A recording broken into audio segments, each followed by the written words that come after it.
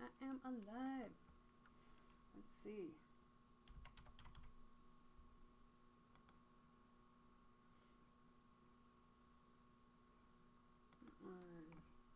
We're almost there. Every time it's going to be like this. Here I am. I'm going. Let's see. Sharing. I'm going to share to my page. And it's almost ready. And I'm going to start it up. Melissa, let me know if you see me.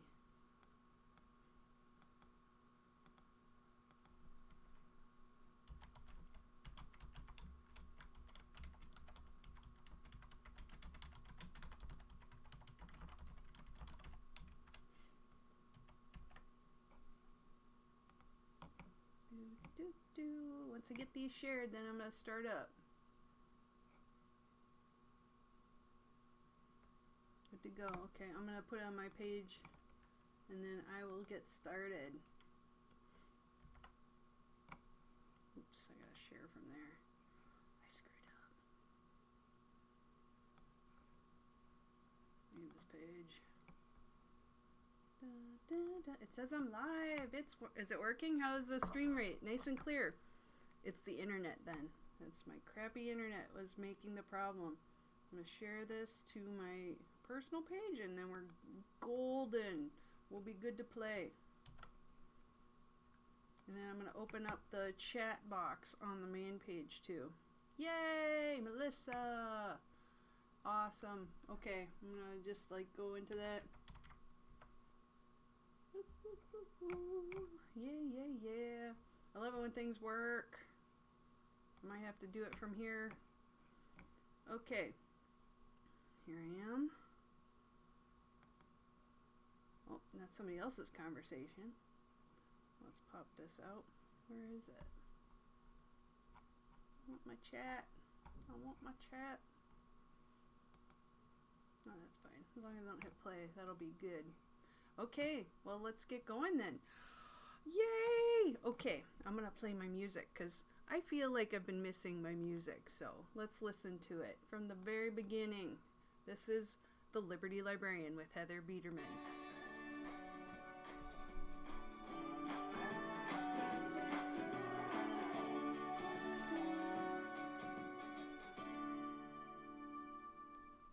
Huzzah!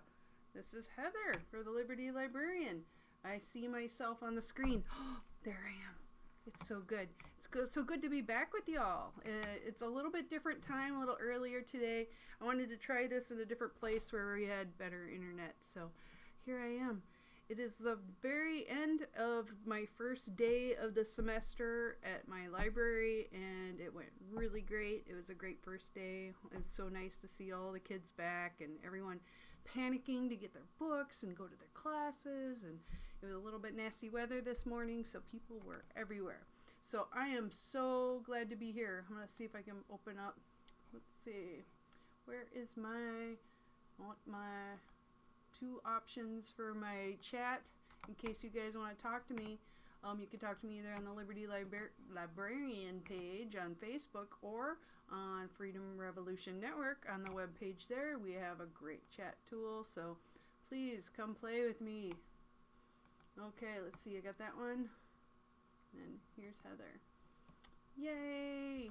I'm so glad. This is going to work so much better today. I love it. I love doing this. It's kind of terrifying. Oh, it's so weird to see myself. There I am. Okay. So, what's new?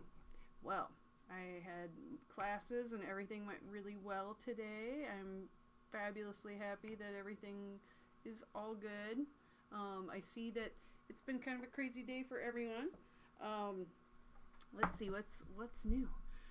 You know, it's kind of weird coming off of a break and you have all this time to kind of do your projects and work on things that you like.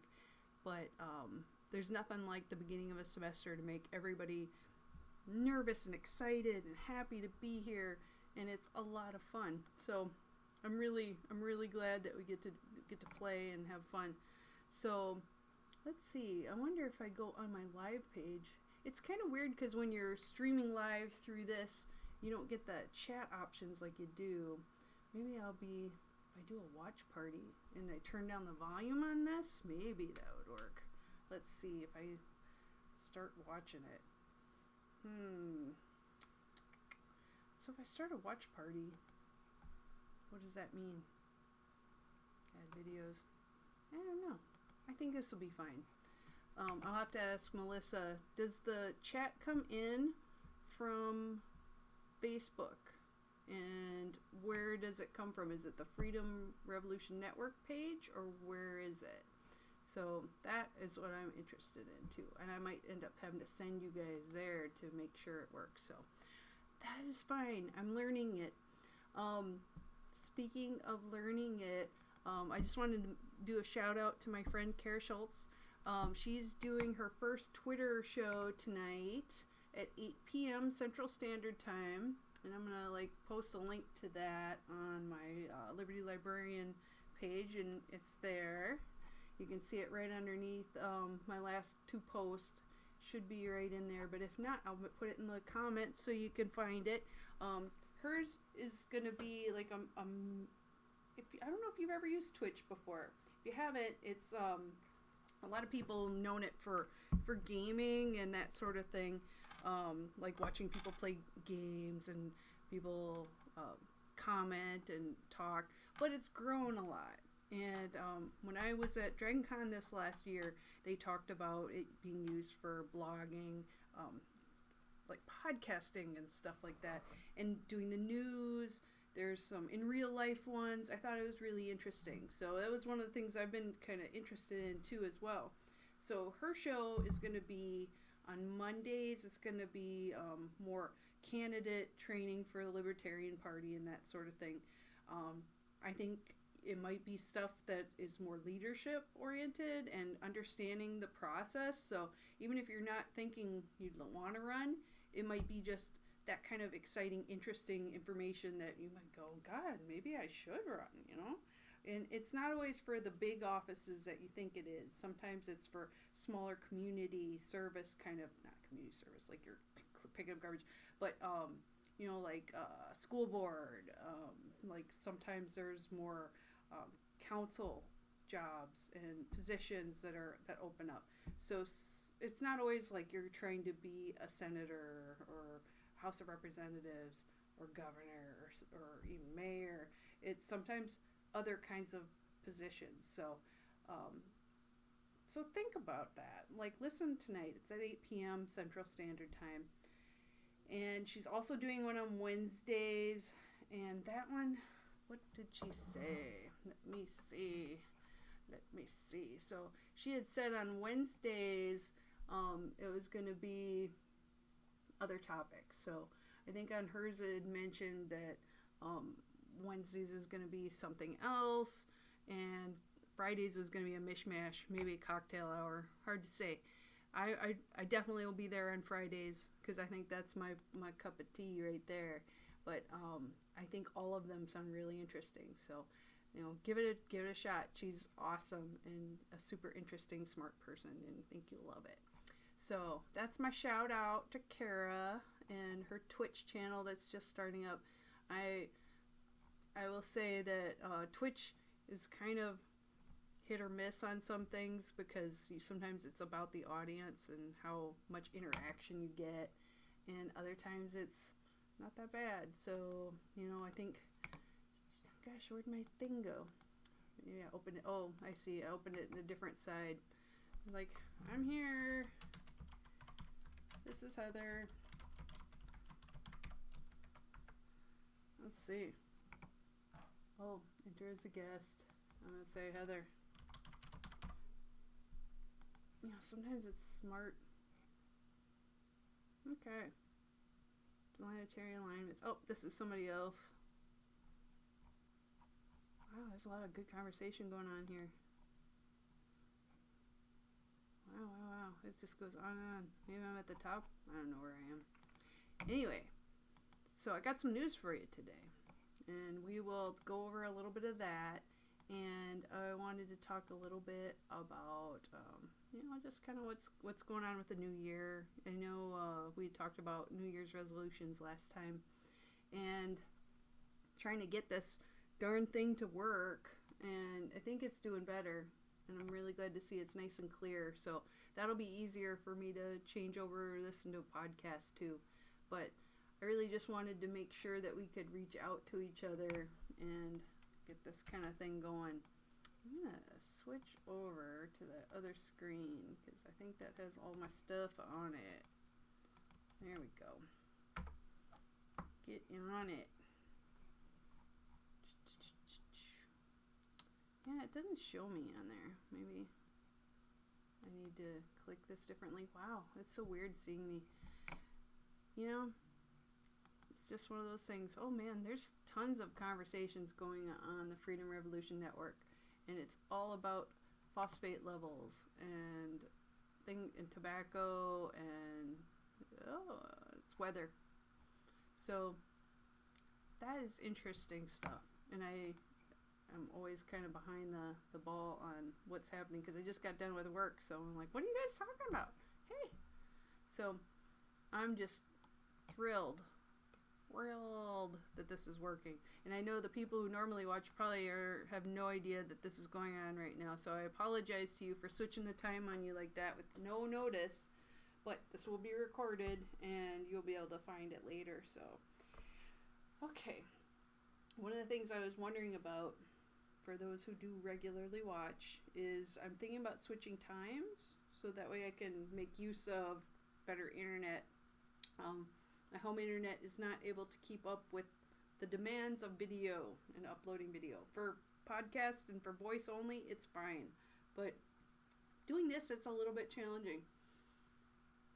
So I'm thinking what I might want to do is have one day where we do the news and another day where it can be just fun, weird crap, randomness.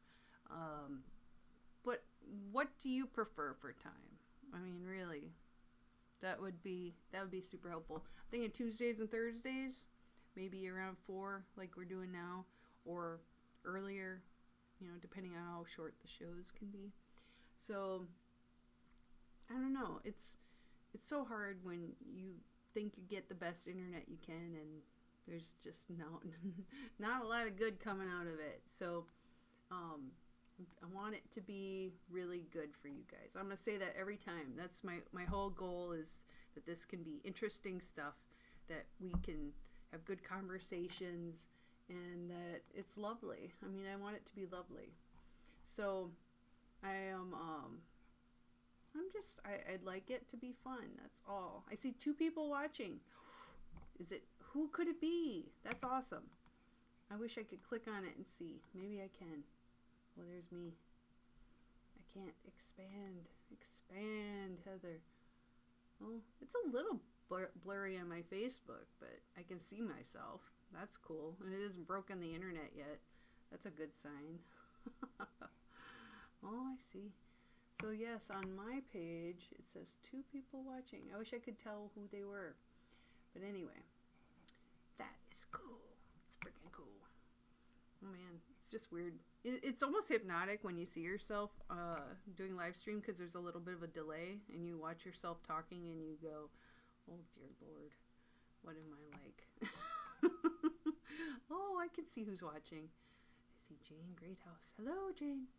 So I'm done with work, and it was a great day, great first day. I saw our president walking around, and it's just so exciting. It feels like, there's like so much happiness in the air, and everyone's glad to get started, and it's all fresh and new. And I mean, I swear, there's this part of me that feels like a little kid, where you just like, you want to wear new clothes and you want to look good for your first day. And I look around and I see all these kids that are doing the same thing, and it's really freaking cool. I really love it. So, I work hard to try to make it good for all the students that are here, and I have a lot of fun.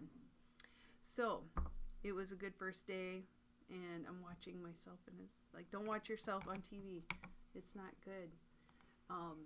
Yeah, this one's better. This one's like straight up what it is. So I kind of like doing it through Facebook better, because the chat comes in right away, and I have like 3 different places now I'm looking for chat.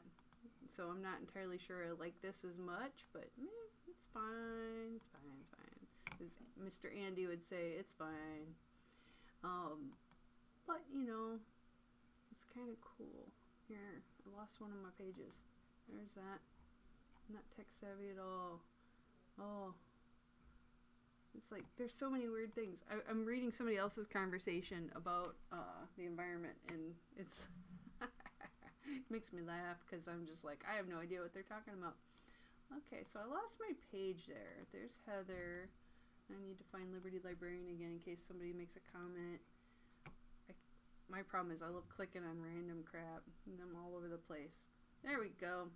4 people reached. Very nice. So, I do have some news for you today. And as always, I like to go get a lot of my news from the American Library Association Intellectual Freedom Committee site. It's an awesome page, and I have only a few different news stories that I'm going to cover today, but in general, there are dozens and dozens of ones that can work. So, you think about what's going on in the news and like with the war, and there's so many things that we can talk about always, but I think people look at the news that's right in front of them on the front page, and they don't ever delve into the little subtle things that are happening behind the scenes that I think we all need to be worried about. So I have a couple really interesting ones. The first one I'm going to talk about is more like elementary school and middle school news, but it's censorship. And I thought, this is kind of interesting. In Arizona, and this is from the Arizona Capital Times, this was on January 8th by Julia Shumway and Dylan Rosenblatt were the authors. And they're talking about that in Arizona, they're banning sex education in elementary and middle schools. It's a Republican senator wants to bar schools from teaching sex education before 7th grade. Now, the problem with that is that kids are, whether you like it or not, kids are having sex. They are sometimes intentionally having sex and sometimes unintentionally. And if you don't give children the knowledge of what's happening to them, people can abuse them. People can take advantage, or they can have unwanted pregnancies, sexually transmitted diseases at a very young age, and they may not understand what's happening. It needs to be taught in a very sensible way and a delicate way, because I know that parents are all across the spectrum about what they think is acceptable and unacceptable, and I think a lot of that should come from the parents. But I do also think that taking away the basics, the bare bones, it makes it so kids don't have the tools they need to be successful in life. And that's a little terrifying for me. So the bill came from Senator Sylvia Allen, Republican from Snowflake, which I think is hilarious. But she also deletes homosexuality from acts. Oh, part of my page got cut out. In a section of statutes, a move that appears to ban any discussion of homosexuality during sex ed courses. So this is very complicated when children start identifying their own sexuality at quite a bit younger of an age than you would expect. But they don't necessarily show it. They just, thoughts are coming up. They see it in the world around them. They have questions. And I think it is a natural place to at least have a mild discussion. So removing the words homosexuality is overkill in so many ways. But she also says that there's a conflict that's been brewing. They wanted, there's repealing a decades-old law that forbade the promotion of a homosexual lifestyle. So this lady senator, Sylvia Allen, is very anti-homosexuality and doesn't want it taught in schools at all. On the other side, Democratic Representative Pamela Powers-Hanley wants to require schools to teach comprehensive and medically accurate sex education on an opt-out basis. So they are saying that, parents who have problems with it, they could have their children not be a part of these classes. And I think that's a better option. I think a lot of these things should be up to the parents to decide, but as a community, I think it needs to be offered. So I think that you should be aware that these kind of censorship things are coming up more and more, especially in our definitely more Republican government right now. You're going to see a lot more of that. There is Jeff Esposito, a lobbyist with the progressive-leaning Creosote Partners, said the repeal of this shows anti-LGBT forces have been losing ground in recent years. So they say conservatives are pushing an incredibly unpopular issue among the exact people they need over whatever, and threatening vulnerable legislators' re-election with a bad vote that will get a ton of attention and press. So they are, besides explicitly barring schools from teaching sex education before the 7th grade, this Allen said that they would remove references to homosexuality from the section of the criminal code describing sexual conduct. The bill then describes sex education by referring to the section deleting homosexuality. There's a typo in this article. It bugs me. Thus, potentially precluding any discussion of homosexuality in sex educational courses. So, they did not return calls to the newspaper. Socially conservative groups and their allies and legislators have raised questions about sex ed that's currently taught in schools. I can talk. Republican Representative Nancy Bardo, Republican from Phoenix, another Republican lawmaker, also could not be reached for comment. So they want age-appropriate or aligned with family values sex education, if anything. Basically, I think they're talking about you may have sex, but don't. They want you to wait till you're married, I think, because they're looking for old-fashioned values, which would be nice. And I would really hope that, everyone hopes for their children to wait and, have it be special. But a lot of people don't. So I think that is sort of a naive viewpoint, but I understand where it's coming from. It's very religious in background, and I respect that. But I also think that in general, that is only a percentage of the population, and you need to be thinking about the whole, everyone. So the bill advances the state's existing abstinence promoting guidelines by requiring any sex education instruction to emphasize avoiding rather than reducing sexual risks, and by encouraging pupils who are sexually active to return to abstinence. So that may be,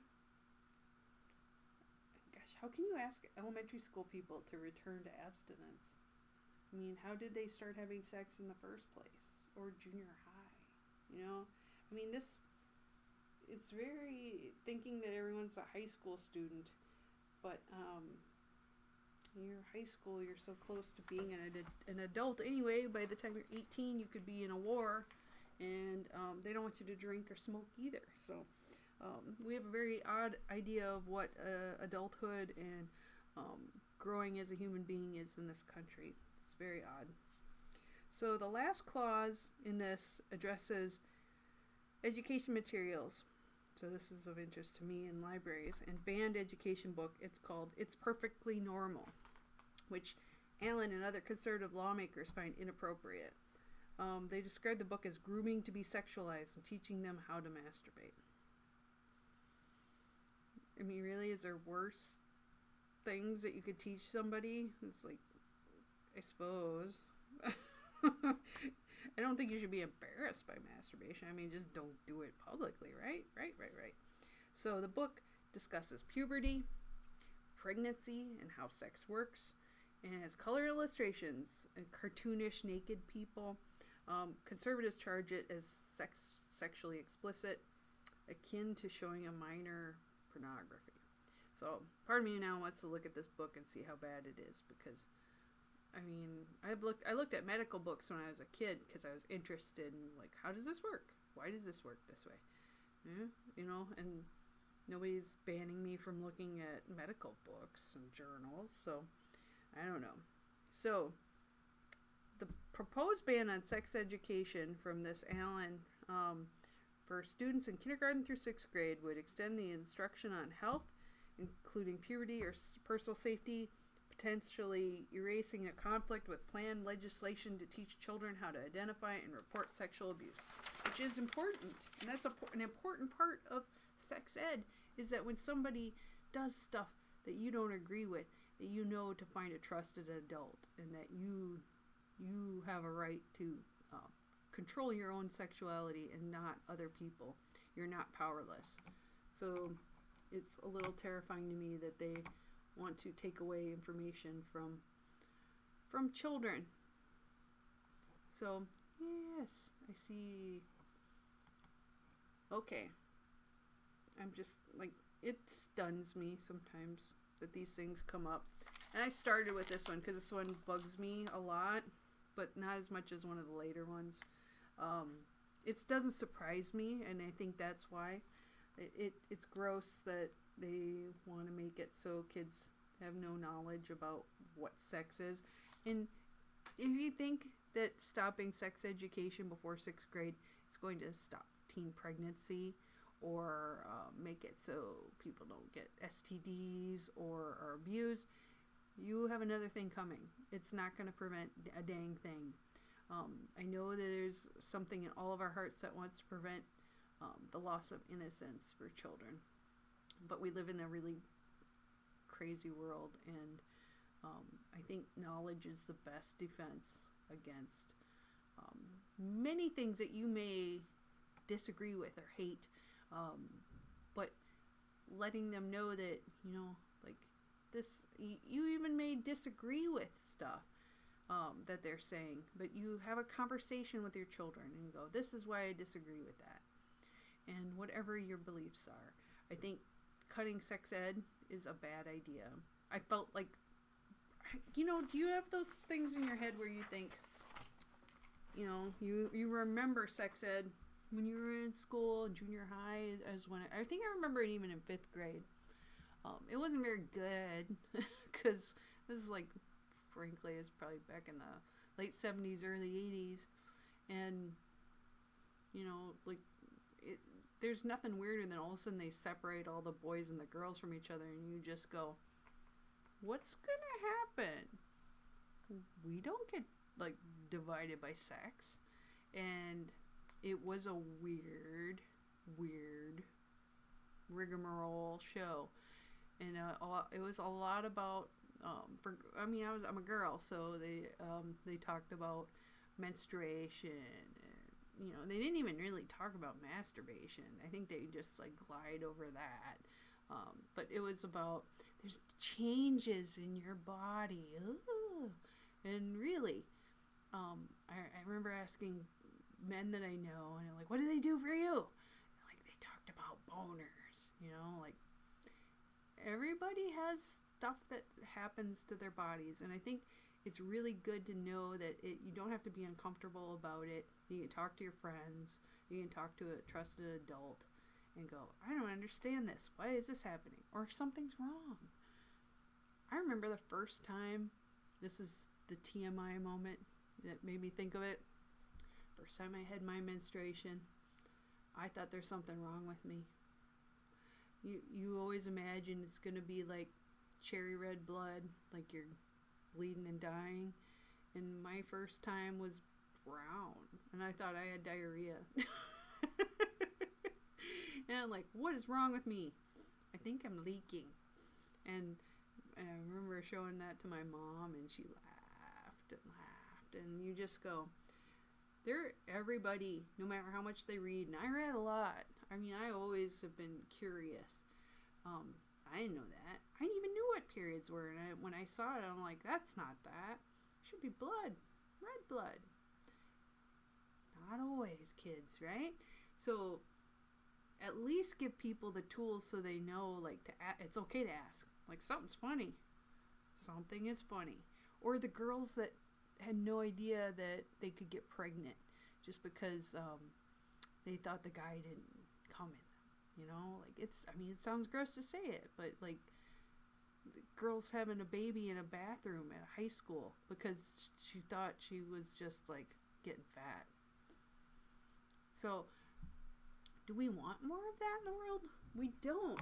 We don't. We want it to be healthy and safe for kids. But I mean, I get that some of the stuff, it might be a little explicit and you might not want to talk about it directly. But kids will surprise you. And if you go, I leave this open to questions, they will ask the things that embarrass the hell out of adults. And you'd be like, oh, I don't want to answer this. Some things I've felt like I've had kids ask me, and sometimes I'm like, you ask your parents about that. That is not my job. But sometimes you have to be honest and just go, there's nothing wrong with that. Here's a section of books so you can go look up more information. And you know, that's cool too. So anyway, we're going to switch gears. Another thing that has come up is that in Politico, there's we've been talking a lot about facial recognition software, right? And there on December 30th, there was an article in Politico about the fight against facial recognition that hits across the wall across the West. The result has an impasse that has left tech companies largely in control of where and how to deploy facial recognition. And we're at this time. It's a precipice, right? We're going to have facial scanning technology is going to show up everywhere. And it kind of is terrifying to me because you look at how much they can watch us, how much it can control us. It is everywhere. I'm looking, making sure there's no comments. Who even knows? Okay.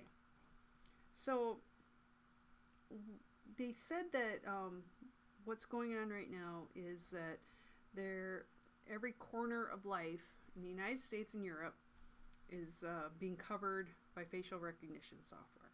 So we have at border crossings, on police vehicles, in stadiums, airports, in high schools, everywhere. Everywhere there's a camera, it's connected to the internet, people are watching you. You have a phone, people could be watching you at any time. You have a computer, and it's on, and it has a camera on, they could be watching you at any time. There's lots of ways around it. Be aware. I mean, I'm kind of excited that my new computer they have right now has a little thing that you can like push over to the side so they can't at least look through your camera. It's covered up. That's kind of cool. So the result of this, it's Western governments are embracing the technology for their own use, for valuing security and data collection over the privacy and civil liberties of their residents. And in Washington, President Donald Trump's impeachment and death of a key civil rights and privacy champion have snarled expectations for a congressional drive to enact revisions. So they want to jump on the opportunity right now to make it so they can be in control of the laws. A little water. Okay, so the result is an impasse that has left tech companies largely in control of where and how to deploy facial recognition. And remember, not too long ago, we had Kara Schultz on, and we talked about how small governments are picking up on drone technology and looking at sewage, and it's going to be everywhere. And this is the time, right now, is the time that we need to start fighting and getting in control of how our data is gathered and how it's shared. It is very terrifying. So, what's going on is that there's a stalemate in Europe, even the most privacy-minded countries like Germany, and despite a bipartisan U.S. alliance of civil libertarian Democrats and Republicans, it is difficult to even push forward laws that will protect privacy. Their tighter regulations point to China as an example of the technology's nightmare potential.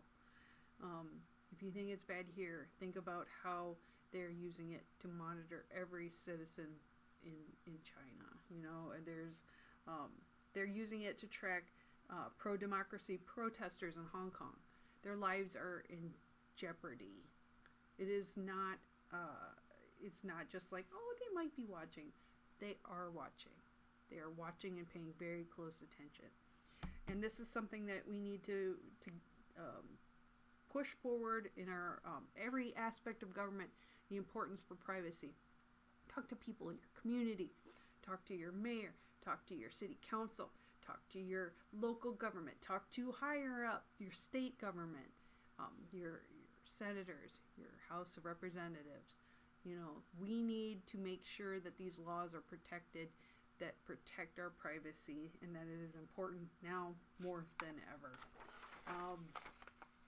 One of the things that they talk about is, according to Senator Ed Markey, a Democrat from Massachusetts, he said the use of facial recognition technology poses a staggering threat to Americans' privacy. He is prepping legislation to crack down on the software, he said in June.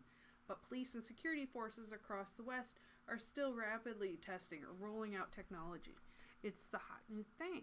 And people are so sold on the idea that it's their safety is at risk. They want their families to be safe.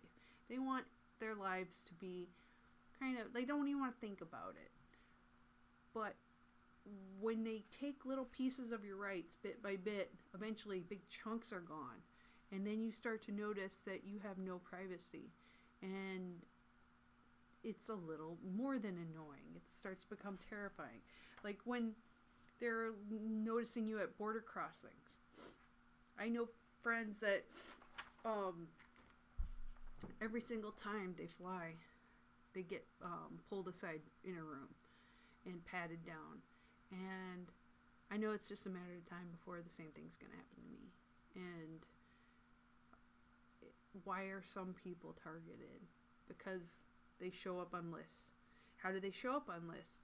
They show up on lists because, you're hitting these targets. You're saying the wrong things at the right time. You are influential. You are a person that might be, they're a little worried about. They should watch you. You question government in any way. And why shouldn't you? It's our government. We are free as of yet. We should be able to stand up and go, we don't want you to do this. Put a stop to this. But a lot of people, have apathy. They don't care. They don't care. They think they're getting something for free and they're excited about it. But the problem is you're getting big corporations like Google's and all of that are working with the government. And when you have that kind of mesh where they are cutting each other deals and sharing information, then nothing is private anymore. And then you should really just stop using the internet at that point. We aren't there yet. This is the time we can make a change. We can make it so we have a little more privacy and that it is protected. It should be a fundamental right. Privacy should be one of the cornerstones of our democracy. That you have a right to have freedom of speech. You have a right to have viewpoints that they disagree with. You should have a right to not let anybody know what those viewpoints are. And you should have a right to your own face and not having it be used in ways that you don't like. Now, I had this conversation lately and people were kind of surprised that I even said it. We have new software that tracks student success. And they want to connect the pictures that we take for the library cards to their accounts. And they were looking at the policies. And students can, at this point, opt out of having a photo ID. And that's totally fine. You just don't get to check out a library materials. You can use everything online, so it doesn't really matter much. It matters a little. But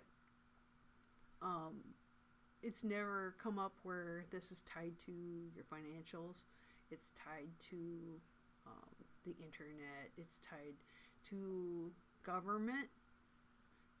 It's tied to banking. And I said, we should have something built into place if you're going to do this to have it so people can opt out. And they're like, why would anyone opt out? Because your face is yours. There's privacy issues with that. And I think I'm the only one who's said that. And I think it should be a right that if you don't want someone to take your picture, it should be your right. If you don't want someone to use it for their own data mining practices, you should be able to say no. How are you using this? I always think that you should be able to opt out of just about everything. And a lot of people disagree with me because they're so excited about the data that they can get. And I get excited about data. I love showing that we're so successful. We have so many students checking out things. It's so great. But if somebody doesn't want to be a part of that system, it's fine. I get it.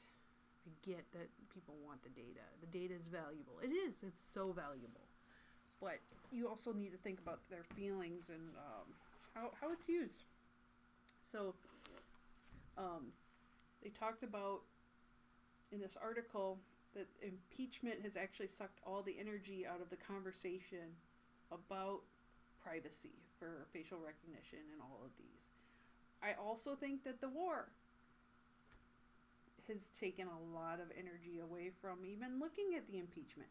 So we are like the shiny, the shiny that comes forward. You go, oh, this is a new thing. Oh, forget about that thing we were just talking about. That was super important. Now on to the next, and then the next, and then the next. When does it stop? When do we actually focus on the things that are actually important that we need to get done? I think we need to have the laws move forward. They need to put something in the books that protects us.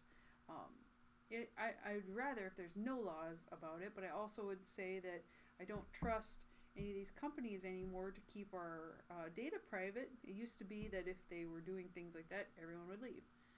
But now the government is working with them, and it's almost impossible to know if they're even being honest about how they're using data. So it's a little terrifying. So face scanning tools are rapidly becoming commonplace, embraced by the public and private sector alike. Going to be just a time where, do you remember that Tom Cruise movie where he walked through a mall and somebody said, oh, I think it was a Gap, something like that, and he saw him and like, how are those pants working out for you? We had something new on sale, and it was like so fast. The minute he walked in, it just picked up on the fact that he was there. And then the government, I think it was like the police were looking for him, and then it connected it instantly. They were looking for him, and the facial recognition found him at a store, and it knew. And that's what we're going towards. Do we want, for the sake of finding cheap pants that we like are in our size, is it worth it? So if you disagree with something in the government, they find you instantly and can take you down. I don't think it is. I really don't. I just pose these questions to you because it's going to get worse and worse. And I have another article right after this that talks right about why it is. The appetite for facial recognition systems seems to know no bounds. Across the United States, federal, state, and local agencies have been conducting so-called experiments for years, with the TSA and U.S. Customs and Border Protection both using facial recognition at select points of entry. On the state and local levels, police departments in Florida, Colorado, and Oregon have begun to adopt the technology, while others are exploring its use. And it's in Europe, it's happening there too. Hungary, they have facial recognition enabled ID cards over the protests of digital rights groups. They're installing 3,500 cameras across the capital in Hungary, the capital Budapest, and the rest of the country to capture both facial images and license plates. So not only will they be able to see where you go, they'll see where your car has gone, where you have gone. And yes, it might help to solve a few crimes, but what else are they using it for? Maybe they're looking to see who you're meeting with. If you're doing some anti-government meetings, things that you may think, like let's say you're a Democrat right now. We have a Republican president. If you're meeting with Democrats, you could be seen as the enemy because you are not supporting the current government at this point. So where would this end? Where would it ever stop that they could use it for an abuse? They could totally use it for an abuse. At this point, they're virtually unrestricted in what they can do. A lot of it, the ACLU issued a report on Amazon's sale of its recognition software, the facial recognition software to police departments. And the cause, activists hope that the technology will not be replicated elsewhere. Worried about the implications of unchecked government surveillance, both Democrats and libertarian-leaning Republicans want to restrict the use of facial recognition by federal agencies like the FBI, the TSA, and the Immigration and Customs Enforcement. Leaders of the House Oversight Committee have explored a bill that would block funding for any new use or expanded use of the technology by the federal government, the panel's top Republican told Politico in August. So we can be hopeful that within the government that they are trying to put a stop to it, but it's not enough. You need to go and talk to people locally. You need to become an advocate for your own self, your own privacy, because I know a lot of people who don't care about their neighbor or how it affects them, but you should. You really should, because once they take away all your rights, you'll be crying later on. Oh, what is that quote? I gotta look that up now. Like, you know, they talk about Germany where they took away the Jews. How does that go? I'm gonna look it up. First they took away. Okay. Oh, here it goes. First they came for the socialist, and I did not speak out because I was not a socialist. Then they came for the trade unionist, and I didn't speak out because I was not a trade unionist. Then they came for the Jews, and I did not speak out because I was not a Jew. And then they came for me, and there was no one left to speak for me. So, just because you think, where was that from? That was at the United States Holocaust Memorial Museum. Is the following text. It's a famous speech. Author Martin Niemöller, German Lutheran pastor. It's beautiful. It's just beautiful. Hello, Avatar Mira. I'm gonna say yay. Hello. Thank you for watching. Thank you for watching. I appreciate that. It's always nice to have people say hi. It's like so many different places to look for me to say hi. Yeah. See, I think people say hi to me more on Facebook, so I peek there a lot. So, I lost my other one. We'll just look at my Facebook page and see if anyone else is saying hi. Okay. So, I get derailed. But you need to be very aware that these little rights slipping away between our fingers right now are so important. And we need to fight for them. Because we're at the precipice. I don't want our world to turn into 1984. More than anything. More than anything. So, they talk about that this is going on all over the globe. That all these different governments are talking about it. So it's good. People are talking about it. But for every person that is against taking away privacy, it seems like legion of people in the government who see the benefits of the technology. They see it as being, wow, it's so progressive. We have so many new tools that can help people get them the information they need. But they don't see that there's a huge potential for it to be abused. This is what I'm talking about. So they would like, there are legal gray zones, and they want to start deploying the technology. Cases that could set a precedent are underway all over the world. So please please take care. Please think about this. Start talking to your representatives.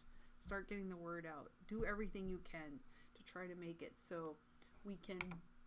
Oh, here's what I'm going to do. That is so much better. I can see myself then. Ah, I have 2 screens. I don't know why I wasn't using the other screen. So anyway, let's see how much time we got. Okay. This is what I was talking about, though. Do you know about CES? That's the Consumer Electronic... what does the S stand for? Stuff? Science? It's a show. They call it a gadget show, and this is the Associated Press article. It talks about early January that surveillance is in, and in a big way. So this is the year that surveillance gets even more mainstream, and everyone is eating it up. So the picture that they show is a little tiny thing where it's a door view cam, and it's so tiny. Let's see if I can get like centered. Boop. Door cam. Oop, other side. Right there. So what they're talking about is at the Ring booth. The Ring is it's a brand, and so it's a face scanner that will check in on some attendees to cameras everywhere of digital gadgets. The CES Gadget Show, it's in Las Vegas every year, and it's all in on surveillance technology, whether it calls it that or not. They call it under the smart home basis. And showrooms are at the sprawling Las Vegas Consumer Tech Conference are devices that see, hear, and track people they encounter and sometimes analyze their looks and behavior. That's terrifying. So this is the year of the smart home, smart city. And so all of these, everyone's eating it up. And I admit, when I first heard about some of the things like the door, I went and stayed at an Airbnb once, and it was so handy to have just a key fob that you just wave up in front of it and you can go. Or you can send an email to like somebody who's going to come work on your house, and they have the link, and they can just hold up the barcode from their smartphone to the scanner on the phone on the door, and they can go in. I mean, or the Bluetooth technology where it's in the phone and you can just go boop, there you go, and then you're in the door, and then after a certain amount of time their access is cut off. It's so much easier than giving someone your key or having to be there to let them in. But people can hack it, people can abuse it, and especially with these talking doors, with the cameras, fitness trackers, everything is a security concern now. There are horrible stories that come from consumer electronics, said Mindy Cohn, Executive Director of Electronic Frontier Foundation, who was speaking at a CES panel about the future of internet-connected devices. It's often about hyping the next thing you can buy and not considering the trade-offs. So think about that. At least they have somebody there that's bringing it up. They had their latest gadgets were infused with microphones, cameras, and artificial intelligence. That doesn't terrify you. Though weighted towards consumer market, much of what's on display also is useful to law enforcement, not to mention prying employers or heavy-handed governments. There is a camera startup, Amarillo, that says a difficult time persuading customers to pay more for safeguards such as faster processors to enable end-to-end encryption when an array of cheaper but less secure options are available.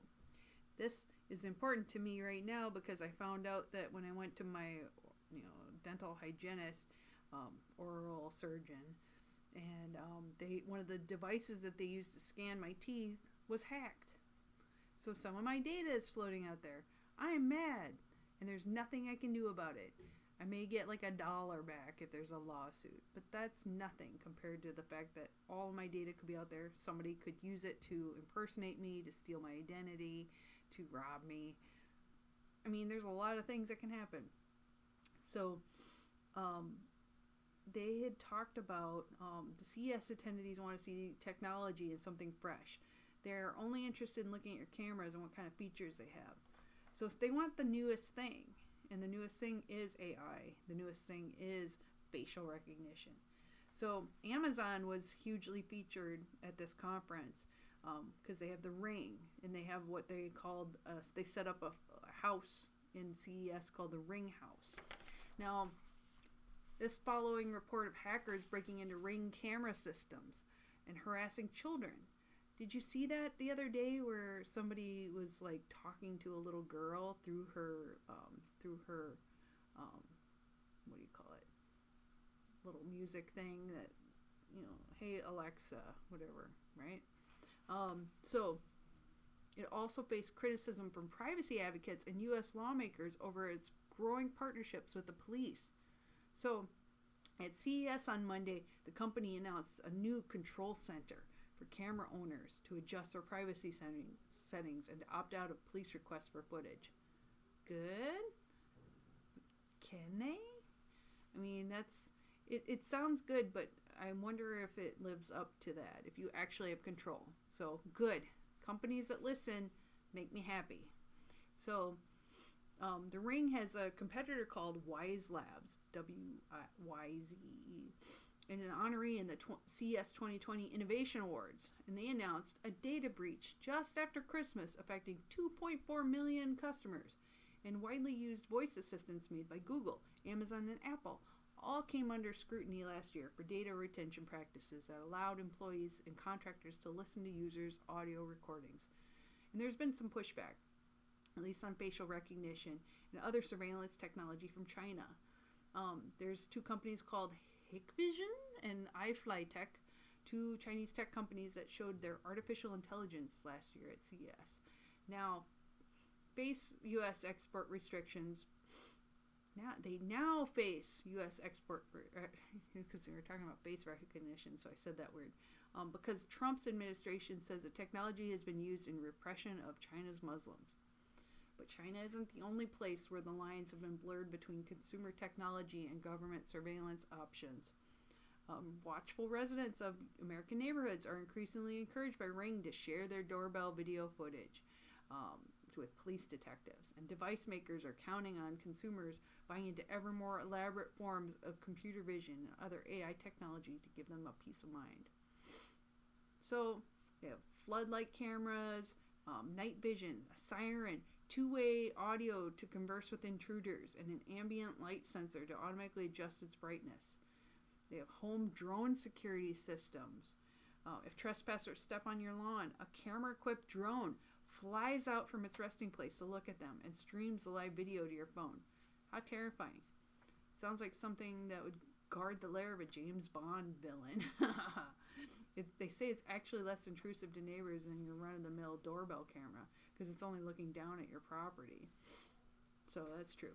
Serious talk about privacy protections and regulations isn't completely absent at CES. The schedule includes panel talks connecting policymakers with privacy executives from a company like Apple and Facebook. So they're moderating panels and talking about it, which I'm really glad to hear. CES, they're talking about privacy. They're probably the first or second inning of how privacy reshapes the consumer tech industry. But even some U.S. policymakers seek to restrict or ban facial recognition. The conference is getting its attendees more accustomed to everyday uses of surveillance technology in commercial and security settings. So people are getting used to it. And that's the problem. We become complacent. We think it's okay. It's normal. Is it normal to have people watching you 24/7? I mean, maybe they're not. Maybe they aren't. But I think you should be able to opt in. You should be able to do it if you want to and control it. So Cohn of EFF said she plans to skip the face scanners because she doesn't know who has control over the images they collect. Smart. She said there's only so much that consumers can do to guard against misuse. There is a risk treating this as an individual decision. That's not really fair or right to do to people. We need to fix policies. Yes, I agree. So that's Associated Press about the CES Gadget Show, which of interest to me. I love technology stuff. I'm interested in it, but I also want to make sure it's fair and safe for everyone. Okay, I only have one left, and this one I'm going to kind of skim over because it's huge. This is from the Intellectual Freedom blog by ALA, and there's a really interesting article about prisoners one of our populations that are exploited in many ways, and they often are targeted for censorship. There was actually quite a few articles this week, about prisoners and not being able to read certain books because of their situation, because people think giving them certain kinds of knowledge will make them dangerous. And this was on what I would categorize as bullshit. Total bullshit stuff that they do to prisoners because they're trapped in a space and they want to read. They don't have anything really to do, but I'd rather have people try to better their minds, to do something like reading. And on one hand, they are offering, so Intellectual Freedom blog. This is written by Lisa Hoover, and I think it's a really brilliant article, and it makes me really pissed off. So I'm going to go into it right away. West Virginia is reportedly offering free tablets to inmates at several prisons. Sounds good, right? Tablets, cool. They can read thousands and thousands of books. They can be used to read books, send emails, and communicate with their families. How nice. For a charge. There's always something. So, according to CJ Ciaramella at Reason.com, so this is where the article, they cite their information, any inmates looking to read Moby Dick may find that it will cost them far more than it would have had they simply gotten a mass market paperback, because the tablets charge readers by the minute. Not for charged by like whatever you're reading, like by the article, by the book, by the minute that you use it. They are being charged. The prisoners are being charged to use the tablet. So what are they being charged? Inmates will be charged 3 cents per minute to read books, even though the books are supplied by the Project Gutenberg for free. So it's not like they're trying to download movies or anything. They just want to read a book that they've downloaded. And that is beyond bananas. It makes me super angry that they would do that. So, what can they do? The charge is bumped up to $0.25 per minute for video visitation or written messages. It also is 50 cents to send a photo with a message. So, this seems like it's highway robbery for the prisoners that are using this. 4 cents prison wages. Like, okay, so let's say they went in with some money, fine. But if they're working in the prison, what kind of things would they use? I'm gonna get off of that. It's gonna hypnotize me. If you work at a prison in West Virginia, you make between 4 cents and 58 cents an hour. Different kinds of jobs pay differently, different skill sets. And that was in 2017. So if the math, this author says, if my math is correct, that means an hour of work will let an inmate read for 20 minutes. To look at another way, I decided to see how much it might cost to read some popular novels. Using Audible for reading length, I determined it would cost about $14.95 to read Harry Potter and the Sorcerer's Stone, about 26 hours worth of inmate work, $34.29 to read Michelle Obama's Becoming, which is 59 hours of inmate work, $17.43 to read Donald Trump Jr.'s Triggered, 30 hours of inmate work, $14.97 to read Anthony Bourdain's Kitchen Confidential, that's a great book, about 26 hours of inmate work, and $28 to read Ready Player One, about 48 hours and a half hours of inmate work. That is an abuse of their rights. I mean, you want them to be able to read, but like have other options. If this book, ebook thing is the only way for them to do it, have them have options to get paper versions of books. This is crazy. I get that they're trying to make it so people don't abuse it. They're not overusing the internet. But we live in a time where they're starting to treat the internet as like a right. And maybe it's not. But I think like making people have to make this decision. Either I'm not going to get to read anything or I'm paying everything I've made. And I mean, a lot of times the inmates also use that money to get snacks, to get other personal items, and you're making it so they have to choose between having food, like for women in prison, sanitary napkins, other things, and it's unreal. So I don't understand how this is even a thing that should work. So the author talks about First Amendment rights for the prisoners to read, and I know there's security concerns, so they talk about that. But why are these tablets costing so much if they're supposedly free? You don't lose your human quality. Your mind does not become closed to ideas. Your intellect does not cease to feed on free and open interchange of opinions. You need to be able to take time to understand what you did that caused you to be in prison and learn from it, become a better person, and not do it again. So when you go back out in society, that you can participate, be a good person. But if you're limiting knowledge and making it so they're just sucking up money from these poor people they're trapped. They have no other choices. So there are public domain texts, and I don't really understand like why the reading of the book, like you could turn off the internet and maybe that would stop the book from like sucking up time on the internet. I just don't understand why you can't make it so if you're reading books that should be separate from, I don't know, from watching movies or sending pictures or whatever. But it seems like it's all unreasonable in general. And they say prisoners in prison, people age 50 and older are the fastest growing population in federal prisons. And an aging population means aging eyes. And aging eyes have trouble reading print books.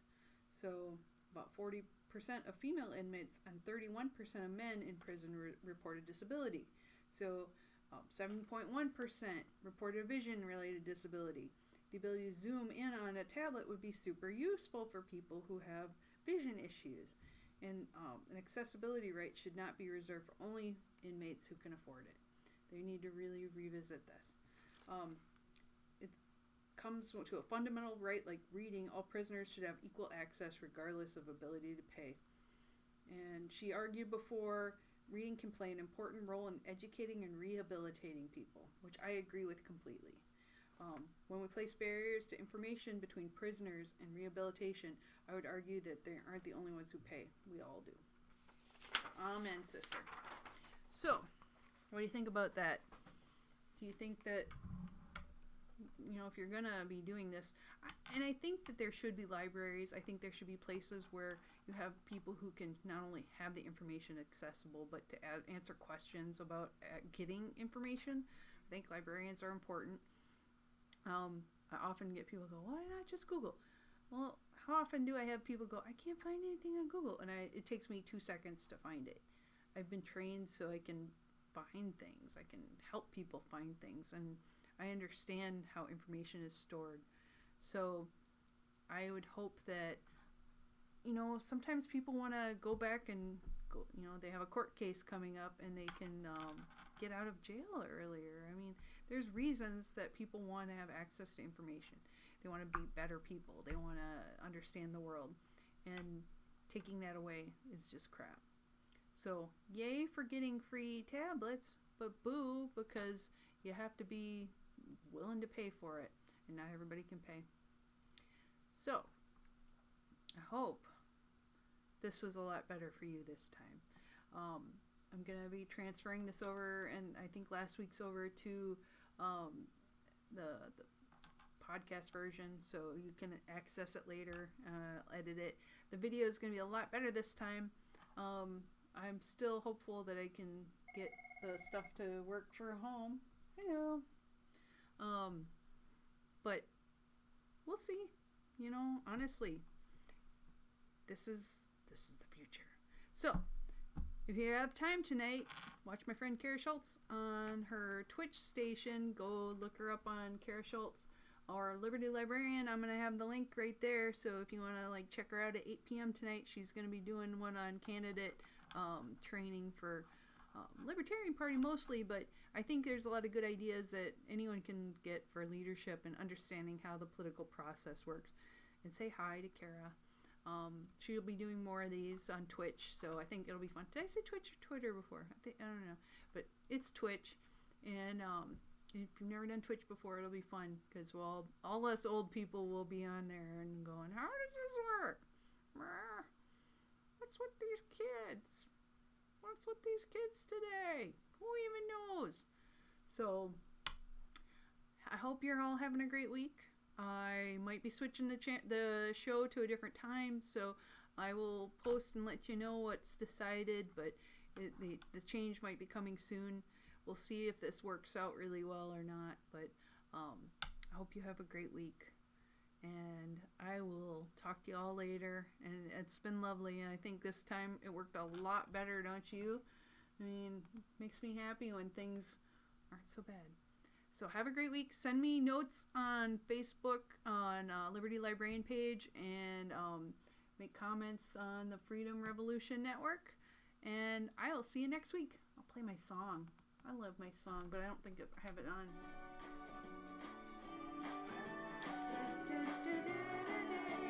I get it in my head. Bye. See you later, guys.